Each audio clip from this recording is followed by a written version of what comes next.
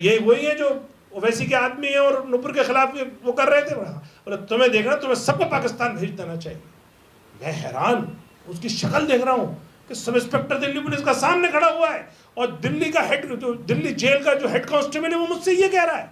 मैंने उनको कहा भाई हम संविधान के रक्षा के लोग हैं, हम अपने संवैधानिक अधिकार के लिए वहां गए। दिल्ली पुलिस का जो रवैया है, जो कानून की नहीं सुन रही है लेकिन अमित शाह की सुन रही है, तो आखिर हम लोकतंत्र में जी रहे हैं या तानाशाही में जी रहे हैं? क्या फांसीबाद की शुरुआत हो गई?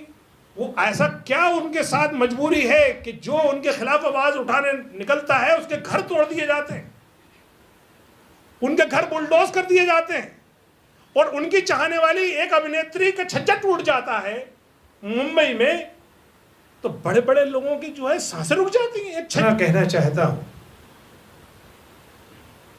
कि जुल्म फिर जुल्म है, बढ़ता है तो मिट जाता है।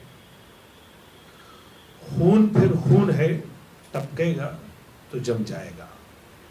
तो कोई भी सरकार जो अपने अहंकार में पागल हो जाती है और फिर जुल्म पर उतर आती है, तो उसका खात्मा जल्दी होता है।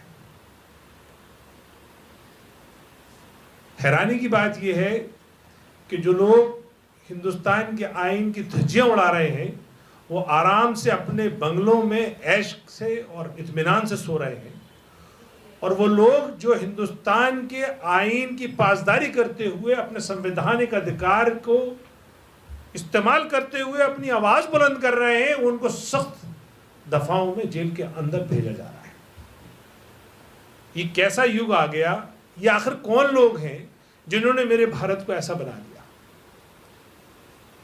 लेकिन ये हम सबकी जिम्मेदारी है कि हम अपने आम जनता को सच्चाई बताएं और सरकार को भी ये सच्चाई से रूबरू कराएं कि आपकी जो गलत नीतियां हैं, आपके जो गलत ऑर्डर्स हैं, उसकी वजह से जो ज्यादती बढ़ी, खास तौर से दिल्ली पुलिस का जो रवैया है, जो कानून की नहीं सुन रही है लेकिन अमित शाह की सुन रही है, जिसका एक अलग ट्रेंड है जो हमने आज तक अपनी 50 साल जिंदगी में नहीं देखा। ये सिर्फ प्रेस कॉन्फ्रेंस बुलाई गई है, लेकिन आप पीछे देख सकते हैं कि कितने अमित शाह की पुलिस बैठी हुई है यहाँ पे। तो आखिर हम लोकतंत्र में जी रहे हैं या तानाशाही में जी रहे हैं? क्या फांसीबाद की शुरुआत हो गई? तो ये बहुत सारे जो मुंहबाए सवाल हैं वो आप और हम सबसे पूछ रहे हैं कि आखिर मेरे मुल्क को क्या हुआ। अब आते हैं हम उन बातों पर जिसके लिए आपको हमने मदु किया है, इनवाइट किया है। सवाल ये कि एक ऐसा देशद्रोह एक्ट जिससे मुल्क की छवि पूरी दुनिया में दागदार हुई, भारतीय कंपनियों के प्रोडक्ट पूरी दुनिया के शोरूमों से बाहर फेंके गए, मॉल से बाहर फेंके गए। आप अंदाज़ा लगा सकते हैं कि मुल्क को कितना नुकसान हुआ होगा। आप मुझे बताइए कि इससे बड़ा और क्या देशद्रोह एक्ट हो सकता है?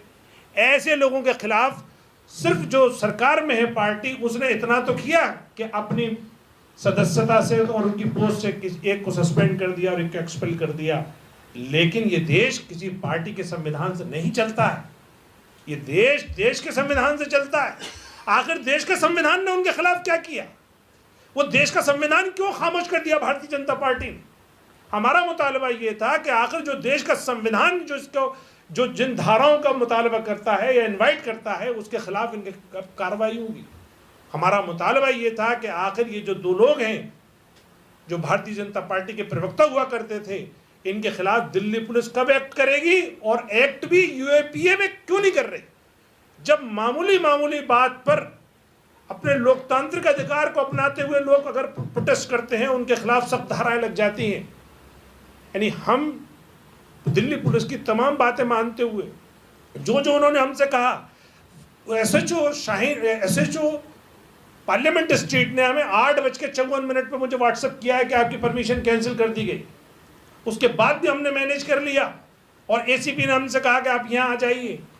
वो तो अच्छी बात ये रही जिसको उर्दू में हुस्न इत्तफाक कहते हैं कि मेरा उतरने से लेके और डिटेन होने तक सारा जो घटनाक्रम है वो कैद है, और उस आंख में कैद है जो लोकतंत्र का चौथा स्तंभ है, और वो लाइव चल रहा था नेशनल टीवी पे। उसके बाद देखिए हिम्मत आप, इसको कहते हैं फांसीबाद, इसको कहते हैं लोकतंत्र का गला घुटना, ये वाकया होता है 11:40-50 के बीच में, और हमें डिटेन कर लिया जाता है। हम सिर्फ बाइट देते बस में बैठ जाते हैं, कोई विरोध नहीं हुआ, कुछ नहीं हुआ।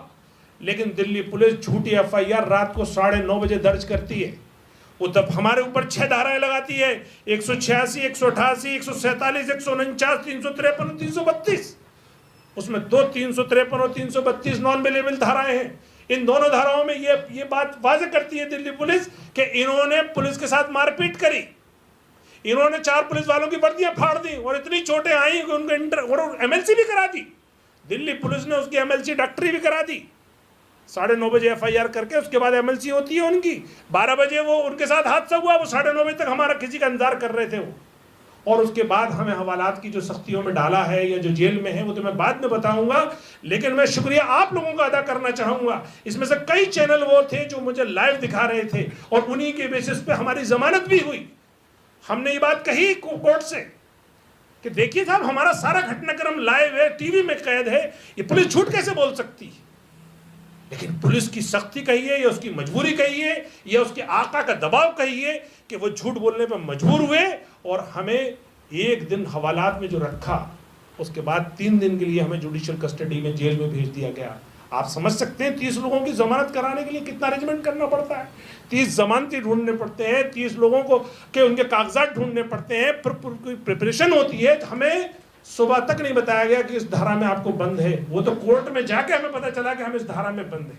उसके बाद जिस थाने में हमें रखा वो बैरक ऐसी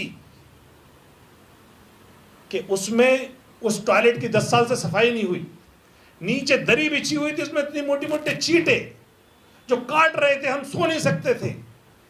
हमने पूछा भाई ये इसका हाल क्यों है? बोले साहब ये आपको पता है ये कौन सी बैरक है? ये वो बैरक है पार्लियामेंट स्ट्रीट की जिसमें अंग्रेजों ने शहीद आजम भगत सिंह को कैद रखा था।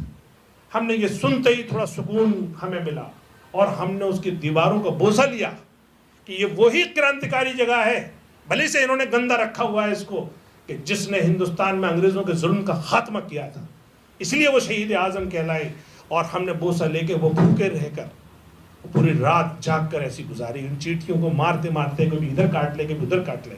उसके बाद हम सुबह जब कोर्ट में पेश हो गए और जब फिर हम पहुंचते हैं जेल में, मैं जेल के 2-3 वाक़े बता के अपनी बात खत्म करूंगा, फिर हम ओपन कर देंगे। उसमें हमें जाते ही सबसे पहले एक हवलदार के सामने हम पेश होते हैं। बिल्कुल एंट्री जब लेते हैं, सब इंस्पेक्टर दिल्ली पुलिस का हमें लेके जाता है और जाते ही मुझसे कहता है भाई ये कौन?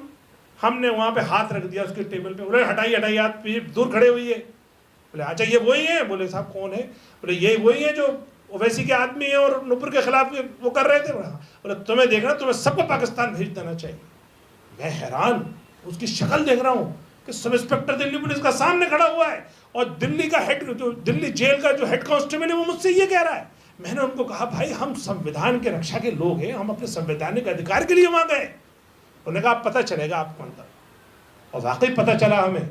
वहां के एडमिनिस्ट्रेशन ने हमें रिपीटर्स, ड्रेडेड क्रिमिनल्स के बीच में डाल दिया, जबकि कोर्ट जज जेल का ये मैनुअल है और कोर्ट के ऑर्डर है कि किसी भी फ्रेशर कैदी को आप ड्रेडेड क्रिमिनल के बीच में नहीं डाल सकते, क्योंकि वहाँ अक्सर चाकूबाजी, ब्लेडबाजी और गोलीबाजी चलती रहती है जेलों के अंदर, वहाँ उनकी गैंगवार चलती है, तो उसमें ना फंस जाएं। सबसे अफसोस तब हुआ कि जब हम एक राजनीतिक कैदी थे लेकिन हमें दुर्दांत अपराधी की तरह ट्रीट किया गया।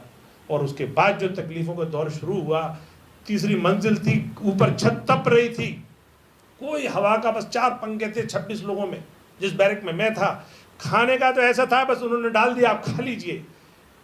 पानी बहुत थोड़ा थोड़ा सा आता था, दिन में 2 बार आता था, सुबह 1.5 घंटा सुबह छूटते थे, 1.5 घंटा शाम को छूटते थे। और उस पर भी सितम देखिए आप, हमारे पास 1 जोड़ी कपड़े थे जो हम थर्सडे में अरेस्ट हुए, दूसरे दिन हम जो प्रोड्यूस हुए, रात तक हमें जेल जाने में लग गई।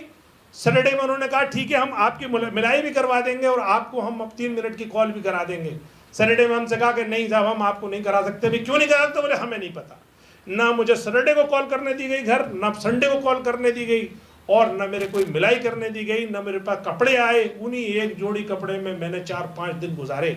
उसके बाद फिर हमें जो सबसे लास्ट में जो जुल्म किया हम पे, हमें सुबह 6 बजे उठाकर और मंडे को जो उसमें लाए पटियाला हाउस कोर्ट में, तो हमें वहाँ के एक लॉकअप में बंद कर दिया। बाहर पब्लिक हमें इंतजार करती रही, वकील इंतजार करते रहे, कोर्ट इंतजार करती रही, लेकिन दिल्ली पुलिस ने हमें बाहर नहीं निकाला। इसलिए उनको डर था, क्योंकि कोर्ट ने हमारी बेल ग्रांट कर दी थी, फिर भी हमें जो है कोर्ट में पेश नहीं किया। तो हमारा सवाल ये है कि आखिर इस हमारे जो दुनिया में भारत के लोकतंत्र की साख थी, जिसको लोग स्वस्थ लोकतंत्र, वाइब्रेंट डेमोक्रेसी कहते थे, आज भारतीय जनता पार्टी और आरएसएस ने मिलकर इसको आखिर किस चीज में तब्दील कर दिया। दूसरा पॉइंट हमारा ये था, ये है कि आखिर क्या मुल्क का ऐसा अगर ऐसे ही चलता रहा तो इसका मुस्तकबिल क्या हो। तीसरा, भारतीय जनता पार्टी जिसके ऊपर ये सरकार चलाने की जिम्मेदारी है, वो आखिर ये दो अपराधियों को क्यों बचा रही। वो ऐसा क्या उनके साथ मजबूरी है कि जो उनके खिलाफ आवाज उठाने निकलता है उसके घर तोड़ दिए जाते हैं, उनके घर बुलडोज कर दिए जाते हैं, और उनकी चाहने वाली एक अभिनेत्री का छज्जा टूट जाता है मुंबई में, तो बड़े बड़े लोगों की जो है सांसें रुक जाती हैं एक छज्जे में। और हम जो आवाज उठाने वाले लोग हैं उनके पूरे पूरे पुश्तैनी घर तोड़ दिए जाते हैं।